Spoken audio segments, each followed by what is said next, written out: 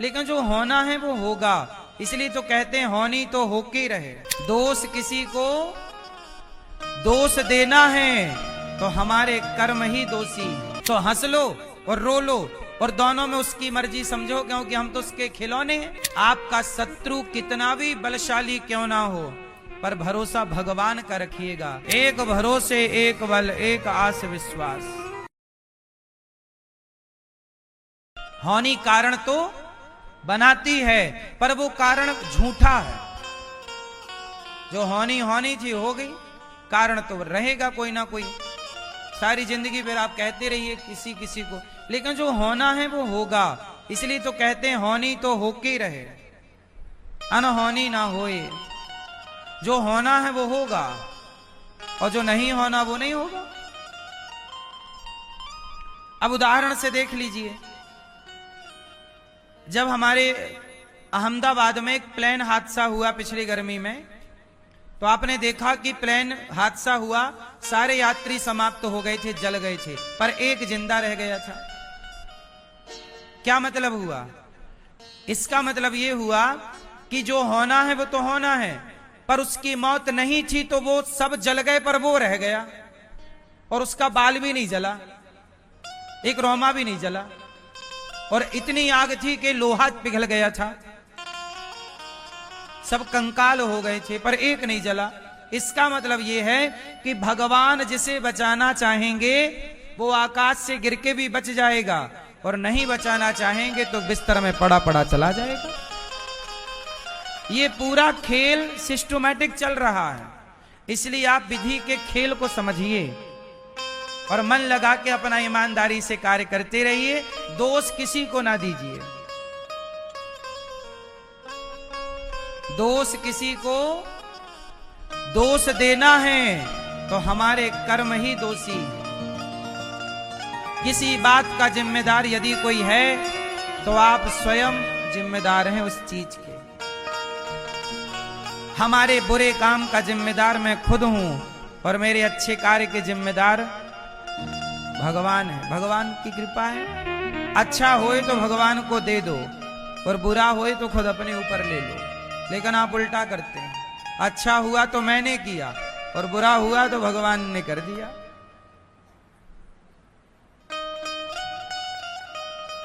वृत्तासुर का उद्धार हुआ। चित्रकेतु ने पुत्र के ज्ञान से बहुत ठीक ठीक समझ लिया, वही चित्रकेतु बने, आज उनका उद्धार हो गया।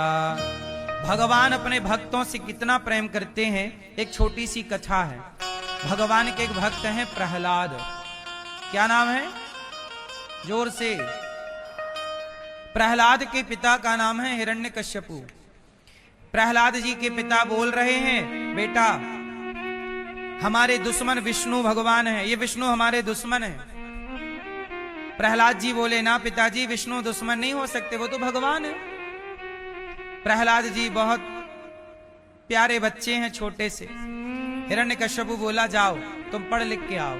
पढ़ने गुरुकुल भेजा, पढ़ लिख करके आए। प्रहलाद जी से पूछा हिरण्यकश्यपु ने, क्या पढ़े हो? प्रहलाद जी ने कहा, पिताजी ये संसार भगवान का खेल है और हम सब ईश्वर के खिलौने हैं।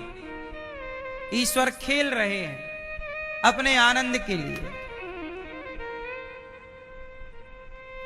बोलो हाँ। अच्छा ये बताओ, रामानंद सागर जी ने रामायण बनाई?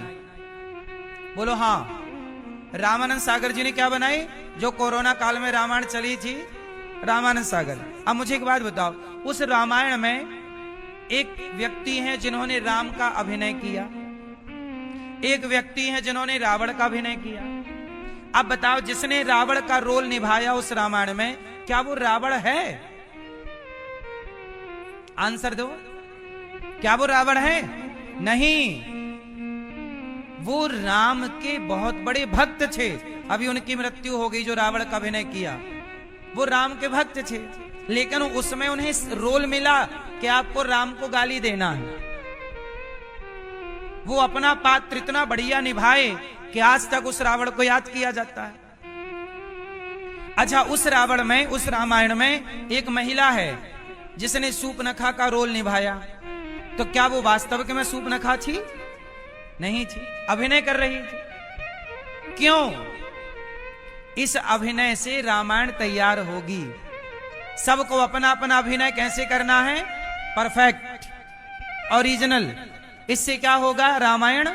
इसलिए उस रामायण जैसी दूसरी फिर कोई रामायण नहीं बनी, क्योंकि सबने अपना अपना किरदार, अपना अपना अभिनय सही सही किया। अब ये समझो कि जैसे उस रामायण के सारे पात्रों ने सारी लीला की, पर वो सारे पात्र असली नहीं थे, केवल अभिनय के लिए पात्र बनाए गए थे। ऐसे अच्छा किसके लिए? ताकि रामायण तैयार हो जाए। ऐसे ही आप और हम ईश्वर के खिलौने हैं। कभी वो हंसाते हैं, कभी वो रुलाते हैं। तो हंस लो और रो लो, और दोनों में उसकी मर्जी समझो, क्योंकि हम तो उसके खिलौने हैं। छोटा बच्चा खिलौने के साथ खेलता है ना, तो कभी खिलौने के साथ खेलेगा, कभी खिलौने को उठा के पटक देगा। तो खिलौना थोड़ी कहता कि तुमने पटका क्यों। खिलौना तो अधीन है, तुम जैसे चाहो व्यवहार करो। ऐसे ही भक्त को भगवान के अधीन होना चाहिए, और जो अधीन हो गया तो फिर भगवान का हर व्यवहार भक्त को मंजूर होता है। और यही जीवन का सार है। तभी व्यक्ति ठीक ठीक जिंदगी का आनंद ले पाएगा, जी पाएगा। वरना आप लोग परेशान रहते हो। बहुत सारे सवाल हैं जिनके उत्तर आपको नहीं मिल पाते, लेकिन समर्पण करके इस भाव से चलो तो उत्तर मिल जाएंगे। अब आप और समझो, प्रहलाद जी कौन है? प्रहलाद जी एक छोटे से बच्चे हैं, और किसने इन्हें तैयार किया है? भगवान ने। अच्छा, भगवान की भक्ति हिरण्यकश्यपु जैसे पापी के घर, दुष्ट के घर किसका जन्म हुआ? भक्त का। हिरण्यकश्यपु बोला क्या पढ़ के आया है? बोला मैंने श्रवणम, मैंने कथा सुनना सीखी है, कीर्तन करना, प्रभु से प्रेम करना सीखा। हिरण्यकश्यपु बोला मैं मार डालूंगा तुझे। प्रहलाद जी बोले पिताजी मार दो। तुझे डर नहीं लगता मरने से? प्रहलाद जी बोले पिताजी मां के पेट में इतनी सी जगह है, और इतनी सी जगह में हम सब लोग 9 महीने लटके रहे। जिस विधाता ने मां के पेट में इतनी सी जगह पे मरने नहीं दिया, यदि वो बचाएगा तो यहां कोई मार थोड़ी सकता है, और वो ही मारेगा तो फिर कोई बचा नहीं सकता। हिरण्यकश्यप को बड़ा गुस्सा आया कि तू तो मेरे दुश्मन का गुणगान गा रहा है, विष्णु का गुणगान।